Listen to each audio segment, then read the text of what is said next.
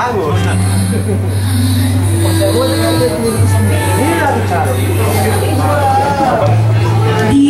Ate Char, itago niyo na lang po ako sa pangalang Denise. Marami pong natatanong sa akin kung naniniwala daw ba ako sa my forever. So my hashtag for the day is my forever. Well, let me tell you my story. It's just an ordinary Saturday morning. As usual, it's Zumba time at CCTV. Ganito po ang nagsimula ang ating story at Char.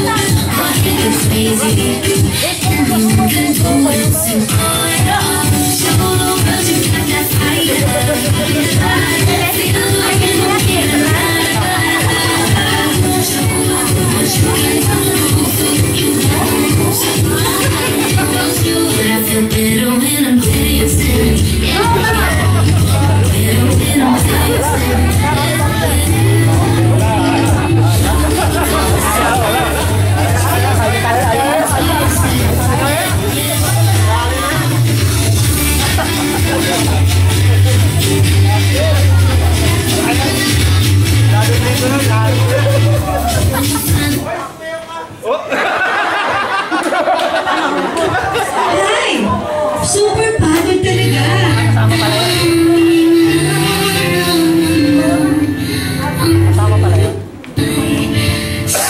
Dear Ate Char, and that's how my story started. May nakilala ko ako umiiyak na babae habang nakatanaw sa kawalan. To cut the story short, nalaman ko sa aming kwentuhan na super lungkot po ng love story niya at ang buhay ng asawa niya. There's so much pain. Maraming kurot sa puso ang kanyang nararamdaman. Pero sabi ko nga, chillax lang at enjoy life.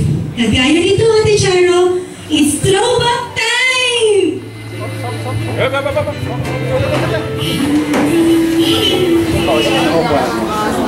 Agala.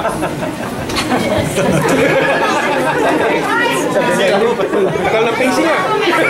Wala naman sinabi, di ba? Isang oras. Nay!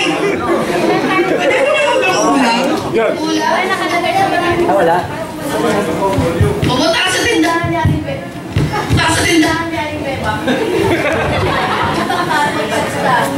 Utang na naman, ang haba na ng utang natin ito makakahiya na. Okay lang yun. Sabihin mo lang kaya rin, Beba. Gumagawa tayo ng world record. Yeah!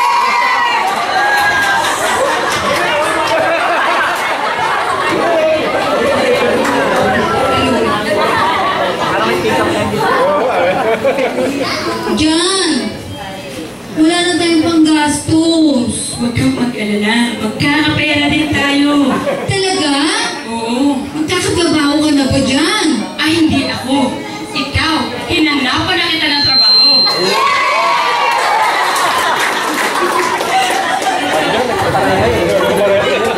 Shirley! Shirley!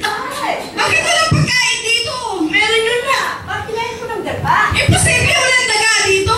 Paano naman nalaman? Eh paano ba naman ang mahirap pa tayo sa daga?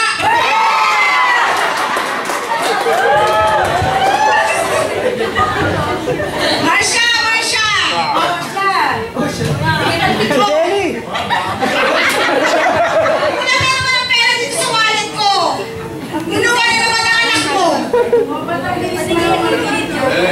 Ang bilis mo naman mambintas sa mga anak mo, eh pwede namang ako. Kaya hindi, alam ko naman hindi ikaw yun kasi may natinapawag yung gano'n.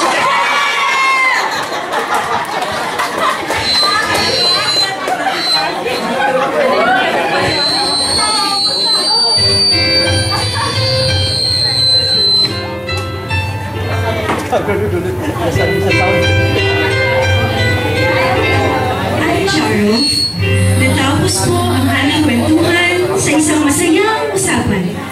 Pinayuhan ko po siya ng secret key sa aking cute na love story. Una, tiwala lang.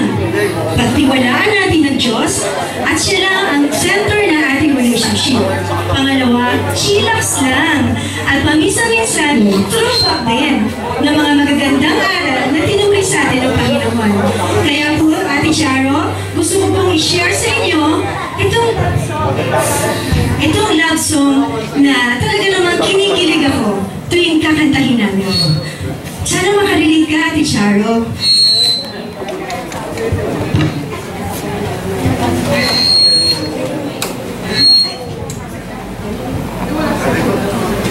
Tagal ah.